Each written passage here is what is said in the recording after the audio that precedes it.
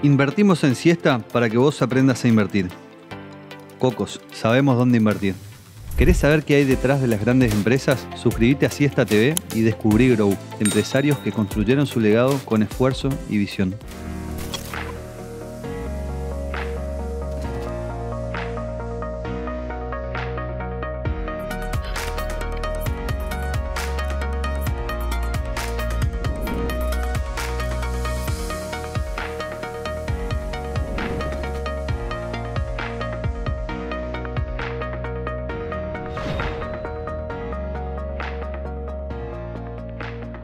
Estamos con Eduardo Ceferián de la fábrica Tipo Haití, que está ubicada en la ciudad de Corrientes, donde fabrican hilados y comercializan también hilados, todo derivado del algodón.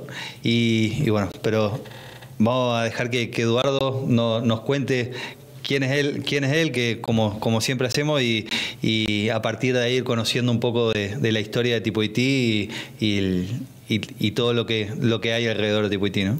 Bueno, buenas tardes, gracias por la invitación. La verdad que pareció una idea muy piola. Nosotros no somos de hacer mucha charla así en medios o cosas, pero me llamó Juan y me dijo que había una posibilidad y me pareció interesante, así que acepté la invitación con gusto y compartir un poco la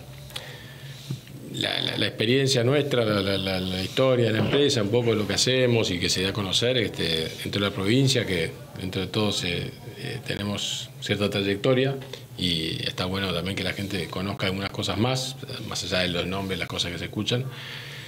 Somos una hilandería básicamente de algodón. Tenemos las tres tecnologías disponibles para hacer hilados. Hilados que se consumen después para uso textil principalmente.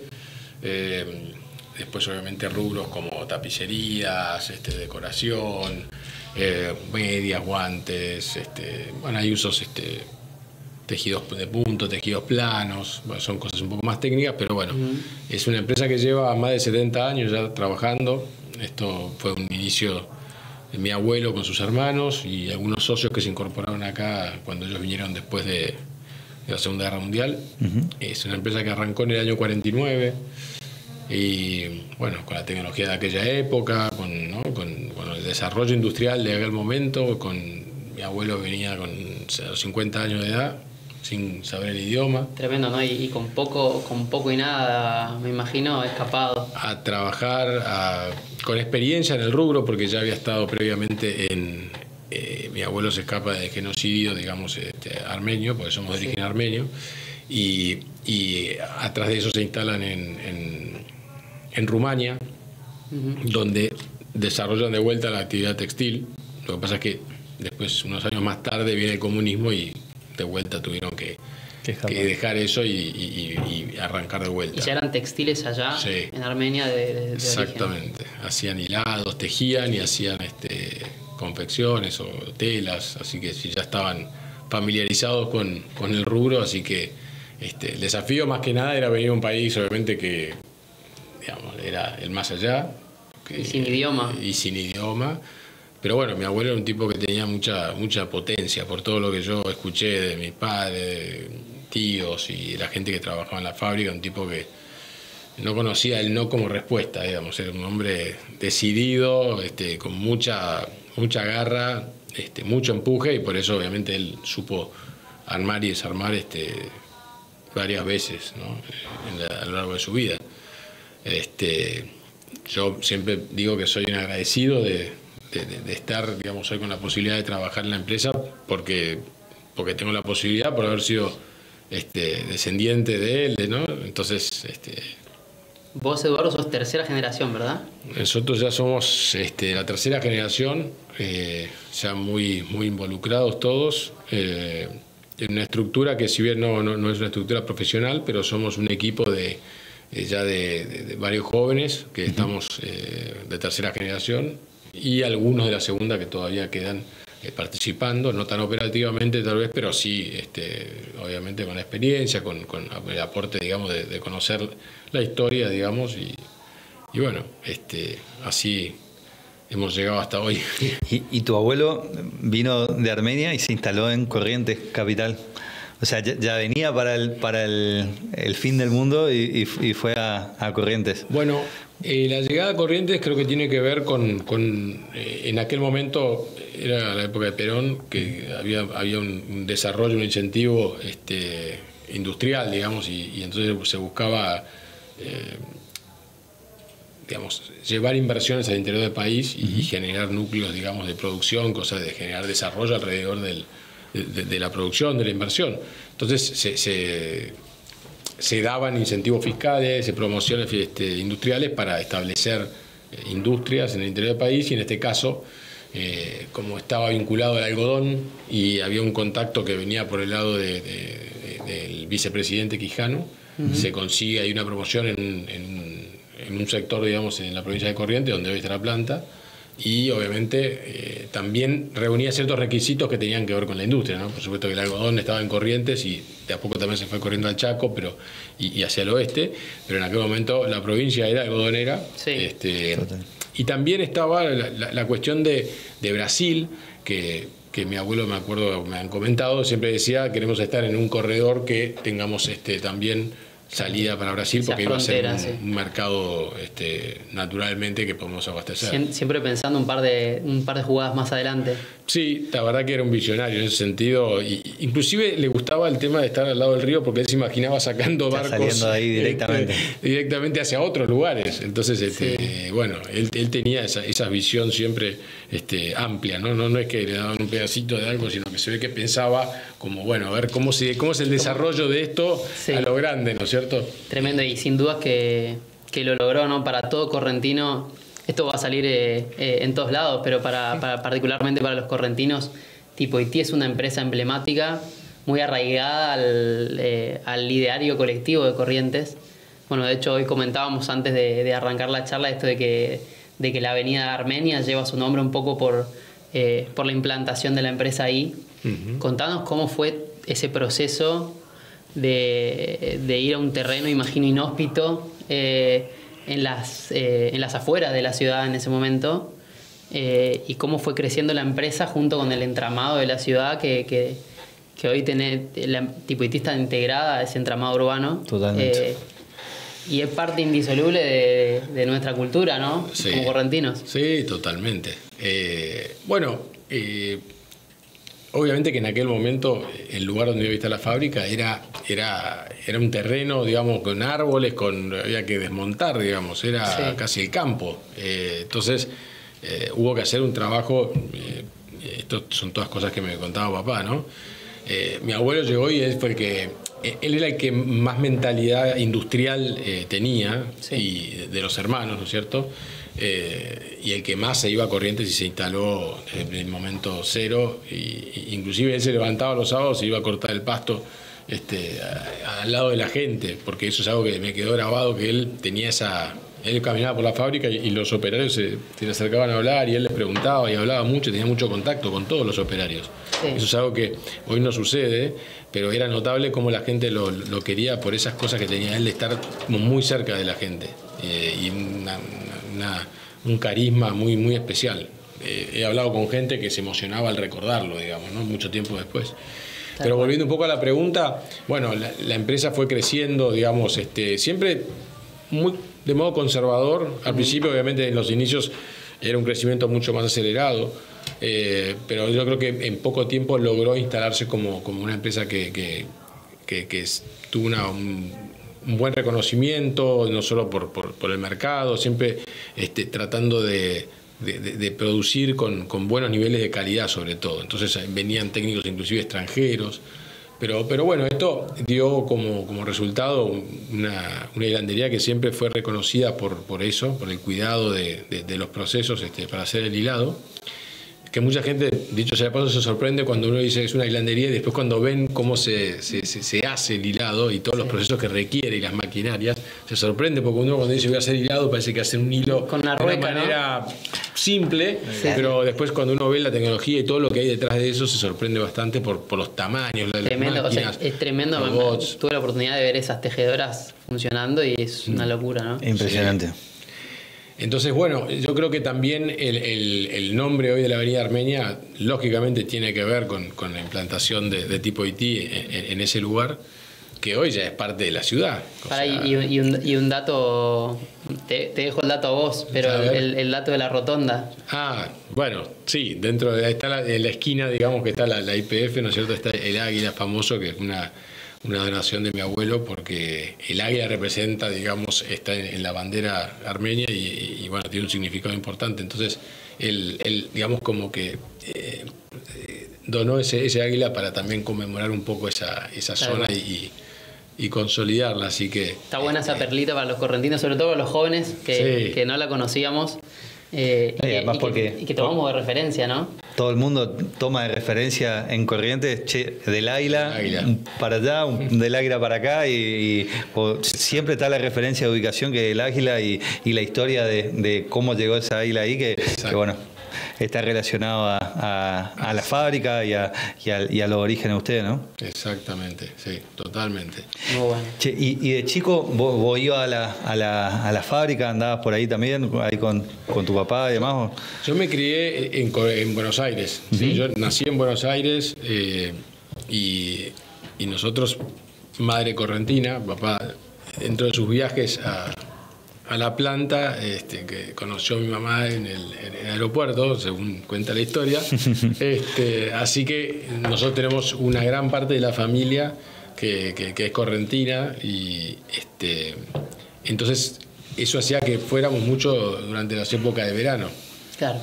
Ya sea al campo o a visitar a la familia en la ciudad, entonces a pasar Navidad, Año Nuevo, aparte era divertidísimo porque allá se arma con todo, claro. Muy familiar, muy divertido, muchos primos, así que pasábamos mucho tiempo en los veranos allá y parte de esa estadía, de esas estadías, eran ir a la fábrica. Claro.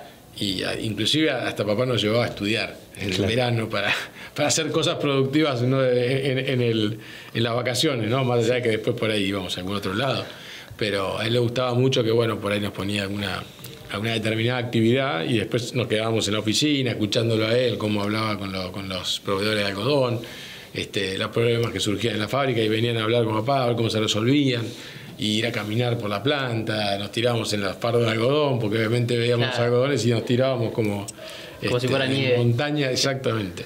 Así que te imaginarás que desde muy chicos, para nosotros tiene un valor, siempre digo, emocional muy arraigado, claro. La empresa y bueno, por todo esto, ¿no? Por haber estado tanto tiempo, inclusive, bueno, momentos de cuando estaba el club Mandillú, ¿no? Que ellos entrenaban en la fábrica. Esa historia está buena, si querés, como para contar el vínculo de...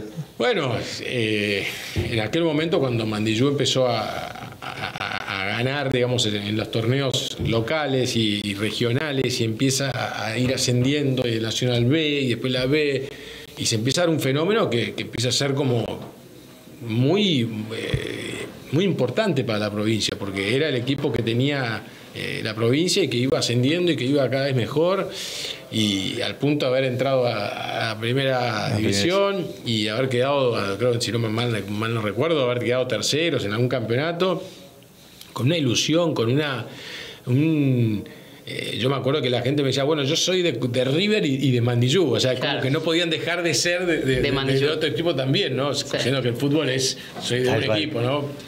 Generalmente, pero bueno, sí, impresionante lo que ha generado Mandillú. Nosotros íbamos ahí, lo veía yo por la ventana y cómo entrenaban, ¿no? Ahí en el predio de la fábrica. En el predio de la fábrica, porque se inició como un equipo de la fábrica realmente. Claro. Empezaron como los operarios que se juntaban a jugar y que se anotaron en un torneo el nombre es Textil Mandillú. Textil Mandillú. El nombre, sí. Y es la banda algodonera. Y la banda algodonera, exactamente. Y bueno, la verdad que eso es algo que también de alguna manera hizo mucha sinergia con la empresa porque se sabía que Tipo Haití estaba detrás del equipo y que entonces eso a la gente le llega mucho y era como una satisfacción de repente ver los partidos. Uno que estudia en los libros de economía esto de las externalidades positivas, ¿viste? Y cuesta palparlo, como este es un ejemplo patente de cómo una empresa que tracciona sobre su medio y se preocupa por el medio genera este tipo de cosas positivas para la sociedad. Sí, la verdad que es impresionante, impresionante. Escucharlo a Veragua, era el relator. Sí.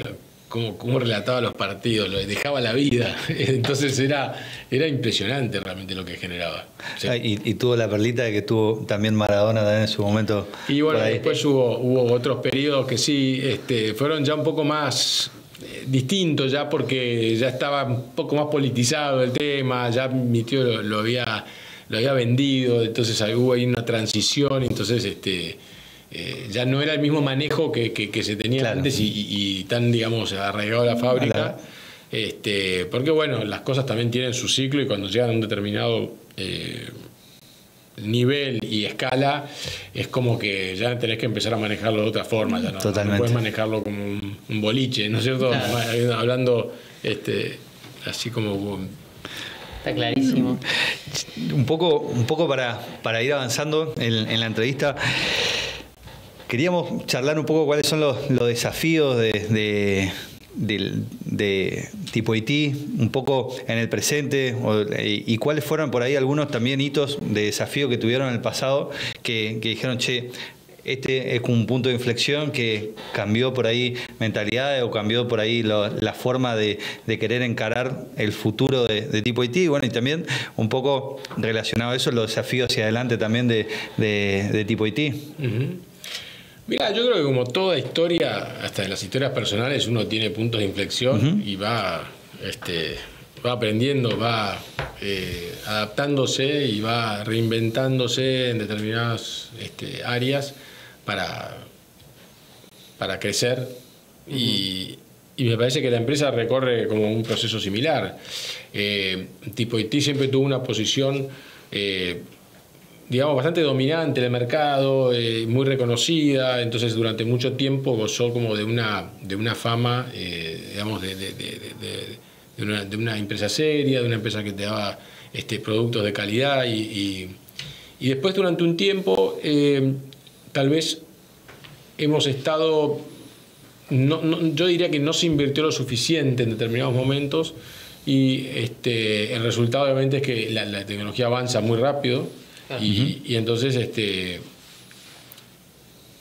uno si no continúa con ese proceso de mejora, de inversión, es como que termina deteriorando mucho la competitividad, sobre todo en un rubro tan difícil como es el textil, porque la industria textil es una industria que siempre se desarrolla mucho en los países donde la mano de obra es muy barata. Entonces lo que nos termina pasando mucho en países de sueldos medios, por decirlo, como puede ser Argentina, a veces el balance, digamos, de poder producir a un determinado costo, siendo que es un país que tampoco tiene una gran escala, como puede ser Brasil, como puede ser India, que son, digamos, productores de hilado de algodón monstruosos. Entonces ese efecto escala genera en los productos como los commodities, como son los hilados de algodón.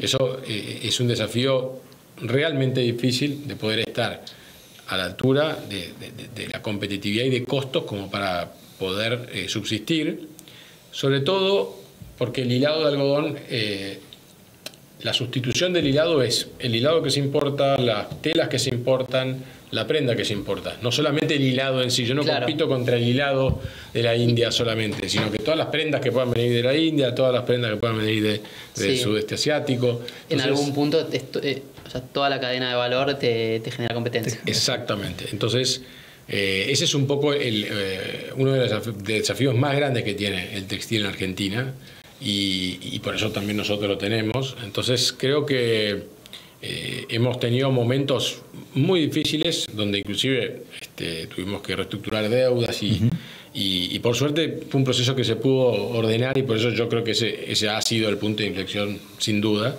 Y creo que hemos tomado conciencia mucho de que había que hacer cosas de otra forma.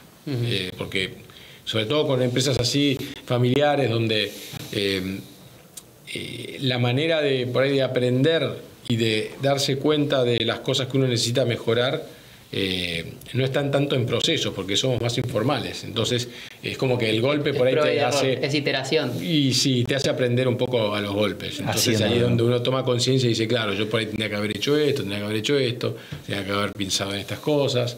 Y bueno, como todo, como decía antes, es un proceso en el que uno, después del error que comete, aprende y toma decisiones como para no repetir el error y para, obviamente, proyectar a futuro y decir, bueno, ¿cómo yo logro sustentabilidad en una economía que por momentos se abre, por momentos se cierra, por momentos no se sabe bien dónde está? Entonces, creo que el desafío, que mismo la Argentina lo tiene, es cómo se inserta en el mundo y cómo logra primero la inserción y cómo logra mantener esas fuentes de trabajo, esas industrias que sigan produciendo, que puedan competir, corregir asimetrías, porque la Argentina tiene muchas asimetrías que le dificultan mucho la versatilidad y la competitividad. Y bueno, me parece que la clave, digamos, es estar en sintonía con eso, como para que el día de mañana uno tenga productos de buen costo, de buena calidad y que sea sustentable. Sí, hoy hablabas recién de la competencia con lo importado, y me ha tocado tratar con muchos industriales que hacen referencia a esto y dicen el problema no está en la competitividad puertas adentro, sino se habla mucho del costo argentino, ¿no? Presión tributaria, vicisitudes en cuanto a infraestructura. ¿Cómo ves ese tema hoy en Argentina y qué crees que pase para adelante? Bueno, un poco lo hablábamos antes de la entrevista. Está claro que la Argentina tiene un sistema tributario muy entreverado, de hace muchos años, de muchas tasas que se fueron agregando, de muchas complicaciones que terminan generando un costo para producir. Y entiendo que este gobierno está en un proceso de querer desarmar un poco esa telaraña, por decirlo de alguna manera. Me parece que está bien enfocado, me parece que, a mi entender, el planteo de tener una macroeconomía sólida es básico para poder construir sobre eso. Creo que hay que ser muy cuidadoso de los tiempos en cómo se termina logrando la corrección del tipo de cambio, la corrección de la reforma laboral, la corrección de la reforma impositiva. Entonces me parece que esa velocidad, ese timing tiene que ser como mucho de sintonía fina para no pecar de ingenuidad y ser más rápido de lo que uno puede ir, porque claro, por ahí el costo termina siendo bastante más alto que lo que uno se beneficia por todos esos cambios abruptos y después se queda sin una base sólida, que me parece que la industria juega un rol importante, necesario, que todos los países buscan producir, porque la realidad es que el empleo se genera con la producción y por supuesto que hay servicios, hay un montón de otros rubros también que participan, ¿no es cierto?, en la generación de empleo, pero la industria sin duda es un motor fundamental, no solo por el empleo en sí que genera directo, sino todo lo que derrama indirectamente. Entonces, yo creo que es muy importante eso, no hay que subestimar el tiempo en el que esto se va desarrollando y cómo uno va destrabando cosas como para poder lograr esa competitividad, esas reformas necesarias para la Argentina, y esperemos que en ese sentido vayan alineadas las reformas, los tiempos, las convergencias del tipo de cambio y bueno, todas estas distorsiones que dificultan mucho la operatoria diaria, ¿no es cierto?, que es engorrosa. Sí, que muchas veces al final de la historia es como que las terminamos naturalizando y parece que estamos acostumbrados a vivir en una telaraña que como vos bien decías, se va tendiendo a ir desarmando esa telaraña, pero que bueno, está bueno que todo el país camine hacia eso para potenciar la producción, para potenciar la industria, para potenciar un poco toda la matriz productiva del país, ¿no es cierto? Sin duda, sin duda. Yo creo que Argentina tiene muchas posibilidades, tiene mucho potencial. Hay muchas áreas para desarrollar un montón de cosas. Y me parece que, bueno, por lo menos se están sentando las bases, creo que de una manera sólida. Creo que todo el tema del superávit comercial, fiscal, es realmente clave. Y ahí te quería consultar, Edu, en esta cuestión de la fábrica, está plantada en Corrientes, en la ciudad, pero me imagino también desde la ciudad de Corrientes se mueve por todo el país también y sale al exterior por exportaciones, pero ahí en eso, ¿cómo ves cómo juega tipo en lo regional, cuando tienen que cruzar de provincia a provincia, a la hora de salir del país también con la producción? Esa ¿es ágil? ¿Estaría bueno que sea más ágil? ¿Cómo lo ve esa? A ver, yo separaría un poco lo que es el mercado interno de lo que es el mercado de exportación. Siempre que hay que salir al mercado de afuera, entre criterios sanitarios y un montón de cosas que uno tiene que, formularios y cosas que tiene que coordinar, entregas, buques y barcos y camiones y todo lo que hay que coordinar, siempre tiene una cuota, digamos, de complejidad superior, lógicamente. Con respecto al trabajo en el mercado interno, nosotros no tenemos una complejidad que yo te pueda decir, salvando que sería óptimo tener por ahí, no sé, trenes, tener otras vías de transporte para tener alternativas e inclusive abaratar para la logística. Sí, te vuelvo al tema impositivo, que a veces este sistema de convenio multilateral a veces termina siendo súper engorroso y difícil, entonces a veces no sabes si estás haciendo bien las cosas o no, casi. Claro. Pero no veo una complejidad que yo tenga. Nosotros procesamos mucha materia prima del Chaco, Sí. porque el algodón se fue corriendo hacia el oeste del país. Y bueno, no tenemos una dificultad per se por estar en una provincia u otra, más allá después de los recursos fiscales por los que cada uno pelea, digamos que eso ya es una negociación aparte, pero bueno, dentro de lo que es la operatoria general, nosotros mandamos mercadería a Buenos Aires, a Tierra del Fuego, no sé, Sí. te diría que la mayoría de las provincias no vemos alguna dificultad así de intraprovincial. Está muy bien. Ya por ahí metiéndonos volviendo a Tipo IT y metiéndonos en ese proceso de evolución y transición. Nos quedó colgada esta última parte de cómo entra la tercera generación, cómo fue esa transición, si fue algo natural o si dijeron acá tenemos que meternos e innovar, que es un poco lo que contabas hoy. Y en virtud de eso, ¿qué están haciendo hoy como empresa? Y hacia ahí, ¿hacia dónde van? Bien. Mira, en mi caso particular, yo terminé la facultad y nunca, no me imaginaba mucho trabajando en otro una empresa. lado. Entonces, Al revés. Claro. ¿No te imaginabas trabajando en Tipo IT? No. Es como que yo dije, bueno, voy a salir a buscar trabajo, voy a conocer un poco cómo es el mundo laboral. Me recibí, bueno, como todos, ¿no? Empezamos a tirar unos currículums y acá y allá, y entrevistas, y la verdad que tuve la suerte de que muy rápido, después de como 4 o 5 entrevistas en YPF, me hicieron una oferta. Y bueno, y acepté y empecé a trabajar y empecé en un plan de jóvenes profesionales. Estuve 5 años ahí y roté por distintas áreas, aprendí la verdad que muchísimo. Sobre todo, también el contacto por ahí con una empresa profesionalizada es como que tiene mucho de procesos, mucho de orden, de cosas más estructuradas, una empresa grande aparte.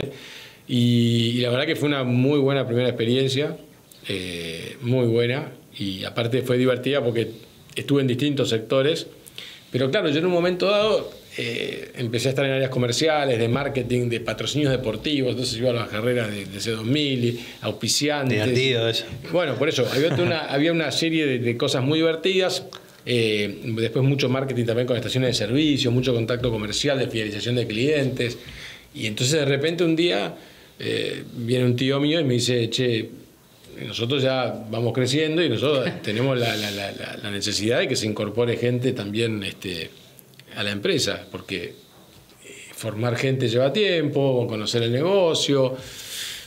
Y yo decía, ¿qué es esto de ir a hacer hilado? Yo decía, ya estoy en el mundo del marketing, de las promociones, de Naftas Fangio 21 y unos presupuestos de marketing, campañas publicitarias. Y yo decía, ¿qué será esto del hilado? Encima era vender hilado, un insumo industrial, cero diferenciación, un commodity. Decía, ¿cómo hago marketing con esto? Decía. Claro, no entendía mucho yo qué podía ¿Dónde hacer. encajaba hoy? Claro, yo entendía otra realidad, digamos, de... Y bueno, hasta que un día, no sé por qué, pero me planteé y dije, bueno, de acá unos 4 o 5 años para adelante que me veo acá, seguir en YPF. Y bueno, por más que había hecho buena carrera, fui avanzando, mejorando categorías y demás. Y bueno, y un día dije, bueno, yo tengo que por lo menos dar la posibilidad. Pero no lo sentiste como un mandato, como una presión de decir, tengo que entrar o entrar. Bueno, un poco sí, porque siempre la empresa estuvo muy presente en mi casa, siempre se habló mucho, siempre se vivió mucho el ámbito de la empresa de tipo IT. Entonces, inevitablemente, claro, no te voy a decir que era una decisión neutral, libre, tan liviana, sí, ¿no es cierto? Pero dije, bueno, la realidad es que tenía 28, 29 años, y dije, bueno, si de última habrá que hacer una experiencia y ver cómo es, y si no va, bueno, ya sé que esto no es, y habrá que hacer otra cosa, digamos, buscar otro horizonte. Sí. Y después, como todas esas cosas me parece que donde uno pone de sí, terminás encariñándote también, claro, porque también es como la flor que uno riega, ¿no es cierto? Sí, y bueno, ¿no? Como el Principito, viste, que claro, era la rosa y son todas iguales, él era esa la que le regaba a él. Entonces, la tuya. Esto pasa un poco con las cosas, creo que uno se va encariñando con todo lo que uno pone de uno. Entonces, de a poco fui tomando ese cariño por la empresa, trabajando con un tío mío, que hoy ya no está, falleció, pero bueno, que él me enseñó mucho, ¿no? De toda la parte comercial, de toda la parte de que él manejaba más y bueno, eso por suerte me permitió compartir con él un tiempo como para ir incorporando determinados conocimientos y experiencia, de que el día de que él se enfermó, bueno, de repente me encontré ahí teniendo que tomar decisiones importantes que obviamente afectaban el negocio, porque toda la parte comercial define un poco el giro. Y bueno, de a poquito uno va tomando confianza, va aprendiendo, habla con gente del rubro. Y bueno, esa transición hizo que yo termine quedándome. Y bueno, al día de hoy que estamos con toda la energía puesta en la empresa. De tu generación, ¿cuántos son los que están hoy? Bueno, mi hermano está también en la empresa, él está en Corrientes, vive en Corrientes y también trabaja en tipo IT. Y hay 2 hijas de otros 2 socios que también están incorporados, que son de tercera generación. Así que sí, somos un equipo de 5, digamos, jóvenes, que de tercera generación, que ya estamos muy involucrados en la gestión. En la gestión. Sí. ¿Y cómo ven esos jóvenes el futuro de tipo IT? ¿Hacia dónde la quieren llevar? Yo creo que nuestro foco está puesto en hacer hilado cada vez mejor y de manera más eficiente. Y eso lo que implica de alguna manera es incorporar tecnología, ya sea de maquinaria como tecnología, digamos, de soft, ¿no? De procesos, de sistemas de información, de recopilación de información, inclusive con, bueno, hoy no te voy a decir inteligencia artificial, pero no debemos estar muy lejos de que eso empiece a jugar sí. Y hoy en términos de productos finales, porque nosotros nos imaginamos lo que hacen, o por ahí tenemos más cercanía con con conocer el rubro, pero para el resto de la gente que nos está escuchando, ¿qué produce Tipo IT? O sea, ¿qué categorías de productos y cuál es la incidencia en la facturación total de cada una? Bueno, arranco por el final. Digamos, el algodón es prácticamente el 60, si no es el 60, es el 50 y pico % del costo del hilado. Sí. Siempre se habla de que los principales costos de la hilandería son la materia prima, la mano de obra, la energía, ¿no? Después obviamente hay un montón de otras cosas, ¿no? Repuestos, gastos indirectos, cosas que también forman parte, pero esto es el componente principal. Nosotros fabricamos, como le decía al principio, hay 3 tecnologías para hacer hilado. Hay una tecnología que es convencional, que es un proceso el más largo, si se quiere, el que más pasos da el material para llegar a convertirse en hilado, que es básicamente un proceso de torsión y estiraje. Entonces lo que uno hace es cohesiona fibras y estira, y de esa manera llega un momento que uno define el grosor que va a tener el hilado y la cantidad de torsiones para el uso final que se le va a dar. Entonces, tenés la tecnología convencional, tenés la tecnología open-end, que es una tecnología mucho más corta en cuanto a procesos, pero es un hilado mucho más económico, de un tacto más áspero y que se usa por ahí para prendas, si se quiere, de inferior calidad y tactos no lo más suave, digamos. Y después hay una tercera tecnología que es la más moderna, pero no necesariamente es más suave o tiene un tacto mejor, que es una tecnología que hace el hilo por una succión de aire, una tobera que hace una succión de aire, y en ese envolvimiento de la fibra a través del aire se construye el hilo. Entonces, nosotros tenemos esas 3 tecnologías disponibles porque siempre nos pareció que lo que nosotros queríamos era que cuando el cliente viniera a Tipo IT diga, bueno, yo quiero hacer esto, esto y esto, y que nosotros podamos darle todos esos tipos de hilados que necesitan, digamos. Okay. Y que encuentren variedad, con un nivel de calidad. ¿Y es hilado y además tejido? No, ¿o es solo hilado? Simplemente hilado. Son bobinas de hilo que después, dependiendo del uso que se le va a dar, se tejen de tal o cual manera. Okay. Generalmente es tejido de punto o es tejido plano, digamos. Para resumirlo y que la gente entienda, el tejido plano puede ser un jean, un denim, que es o una camisa, y el tejido de punto es un buzo, una remera. Son tejidos mucho más elásticos. Sí, más flexibles, digámoslo, porque hoy el jean también es elastizado, pero eso es una cosa más técnica, digamos.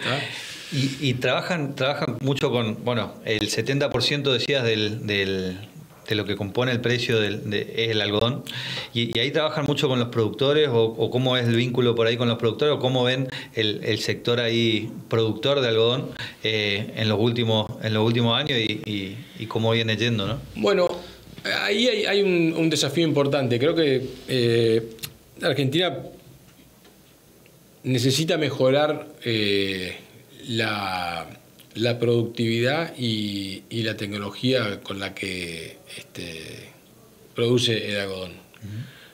A ver, el caso más claro, y yo voy a Brasil cada tanto porque tenemos clientes y yo veo el desarrollo que han hecho esta gente con el algodón, y es impresionante. Hoy están exportando algodón a Estados Unidos. Para que crudo, digamos. El algodón bruto. Sí. Pero bueno, porque han realmente desarrollado genética del algodón, cuidado. Hoy tienen algodón BCI, que es cuando uno va, por ejemplo, a las casas así de multinacionales, Zara, Adidas, Nike, estas marcas, ellos exigen, ¿no?, que un porcentaje de sus prendas se haga con algodón BCI, que es un algodón que tiene una certificación de que no hay trabajo esclavo, de que no hay exceso de uso de determinados pesticidas y cosas por el estilo que determinan, digamos, cómo tratar el cultivo. Entonces, hoy, por ejemplo, esas marcas necesitan abastecerse de esos productos, y bueno, hoy en Argentina no tenemos esa posibilidad, y sería muy interesante que haya un desarrollo genético, que haya un desarrollo muy focalizado a la mejora de la productividad, para también nosotros tener y contar con algodón de calidad, de buena calidad. Tremendo, esto que contás está muy bueno. Muy bueno. En términos de cadenas de valor, a nosotros siempre nos gusta llevarnos estas perlitas porque son, si se quiere, las voces autorizadas en la materia que después afectan en esto, en la toma de decisiones. O sea, tal vez del otro lado hay un productor escuchándonos y se inspira a producir más y mejor. Sí. Y después nos tocará hacer la entrevista a ese eslabón de la cadena para ver qué pasa y qué falta y por qué no se llega. Pero está muy bueno esto del diferencial entre industrias y por qué Brasil está un par de pasos adelantado a nosotros. Tal cual. Y por ahí, un poco como para ir cerrando también, Edu, la verdad es súper rica y muy claro todo el proceso y para conocer también más sobre la industria textil. Le digo un poco que nos cuentes o nos deje por ahí una reflexión así de lo personal, por ahí el legado que busca dejar Tipo Haití. Ya es enorme el legado que deja Tipo Haití en la ciudad de Corrientes. O sea, hay todo una parte de la ciudad que se fue desarrollando alrededor de la planta, pero que sin duda hay desafíos hacia adelante. Por ahí esas metas que se están poniendo, esas metas y objetivos hacia adelante, y bueno, y el impacto que también yo lo he visto, soy testigo de que también se involucran mucho en tratar de formar personas en Corrientes, formar también para que puedan incorporarse y trabajar en la planta, y eso la verdad que también, más allá de todo lo que pasa adentro de la fábrica, también genera un impacto en el alrededor, ¿no es cierto? Así que como para ir cerrando. Bueno, para nosotros es como les decía un poco antes, el desafío de seguir trabajando, de seguir apostando, es fundamental, es lo que mantiene vivo esta empresa, ¿no? Como todas, pero en el caso nuestro, me parece que lo importante es, y lo que nosotros buscamos es que esta empresa logre esa competitividad internacional y que tenga muchos años más por delante, ¿no? Porque los trabajos, los ajustes, las capacitaciones, las mejoras que uno tiene que ir realizando tienen que ser parte de un sistema que se retroalimenta. No solo capacitación técnica de la gente, ¿no? Porque cada vez se requiere más tecnicismo, más técnica por la tecnología y porque ya las máquinas en parte operan mucho independientemente y empiezan a haber automatizaciones. Entonces eso requiere cierto conocimiento técnico, pero me parece que también la organización tiene que aprender a ir generando esas mejoras sistemáticamente y de evolución sin que se detenga, ¿no? Más allá de que hay flujos que tienen que continuar como de inversión, que flujos de renovación, pero sí también en los procesos, en la iteración, como decías antes, de decir, bueno, esto se puede hacer un poco mejor así, se puede mejorar de esta manera, y ese proceso tiene que ser inagotable, porque cada vez hay un poco más, siempre hay un poquito más para lograr, siempre se mejora una cosa, siempre se prueba algo distinto, y son pequeñas cosas que después en el agregado, cuando uno se da cuenta y mira para atrás, dice, bueno, parece chiquito lo que hizo uno cuando hizo una movida determinada, pero después cuando la sumó con otra y otra y otra, de repente pegas un salto cuántico. Entonces, ese es un poco, me parece que el espíritu que garantiza, si se quiere, esa sustentabilidad. Está muy bien. Así que eso es un poco el resumen que dejaría. Yo te voy con una última mensaje para cerrar. ¿Qué le decís a ese empresario en Corrientes, lejos de Corrientes, Chaco, Formosa, lejos de los principales centros urbanos y mercados del país, que está ahí en el borde del precipicio, que creció a una escala determinada y que dice, acá tengo que o doy el salto o me quedo? ¿Y qué experiencia le podés transmitir en base a la historia de ustedes, ¿no? Que es una empresa que con base en Corrientes que ha crecido enormemente? Sí, mira, yo no soy muy de los... ¿cómo decirte? ¿Del cliché? No del cliché. No me parece que haya una receta. Okay. Me parece que hay muchas empresas que llegan a un momento que necesitan profesionalizarse, por ejemplo, Sí. ¿no? Y que porque desarrollan un tamaño y una envergadura y un desarrollo, digamos, zonal o regional que requiere finalmente que tengas una estructura, porque si no es imposible lograrlo, esa expansión, ¿no es cierto? Pero también soy muy partidario de que hay determinadas industrias, por ejemplo, que necesitan como un foco mucho más preciso en lo que realmente es el foco del negocio, ¿no es cierto? Entonces, a veces no necesariamente la profesionalización termina siendo una solución para todos, sino que tenés que ver dónde está tu situación, en qué etapa estás de tu desarrollo. Obviamente que a determinado nivel y tamaño no puedes escapar porque ya no hay manera, digamos, no tenés una familia enorme de gente eficiente que se va a ocupar hasta que crezca lo suficiente la empresa, digamos. Entonces, necesariamente uno necesita también, inclusive, sobre todo las empresas familiares, que empiezan a incorporar gente de la familia, y tenés que ver cuál es el criterio, porque tampoco es, bueno, venga el que quiera, porque tampoco es que uno encuentra lugares y posiciones para estar empleando gente hasta el final de los días, ¿no es cierto? Entonces, siempre esto me parece que es importante tenerlo en cuenta, en qué etapa estás y a dónde querés llegar, ¿no es cierto? Eso me parece que es importante tener en cuenta para esos casos de gente que, como decís vos, están por ahí, mismo estando en Buenos Aires, en el centro, o cualquier otro lado, ¿no? Sí. Conocer un poco cuál es su situación, cuál es su actividad y su mirada hacia adelante, hacia dónde quiere ir, y en base a eso sí buscar el modelo que se adapte, me parece. Bueno. Excelente. Bueno, de mi lado, más que satisfecho, creo que fue una entrevista espectacular. Muchas gracias.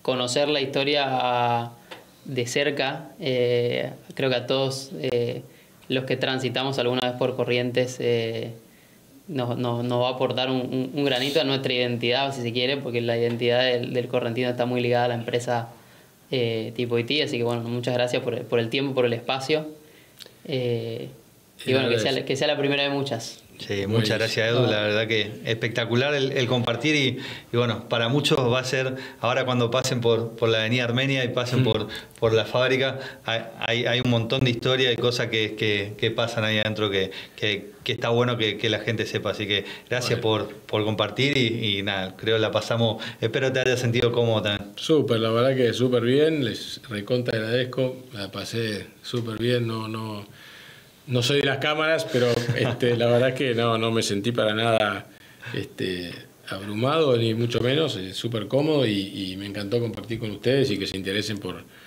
lo que hacemos. Así que buenísimo. El agradecido soy yo. Bueno, muchas gracias, Edu. Gracias.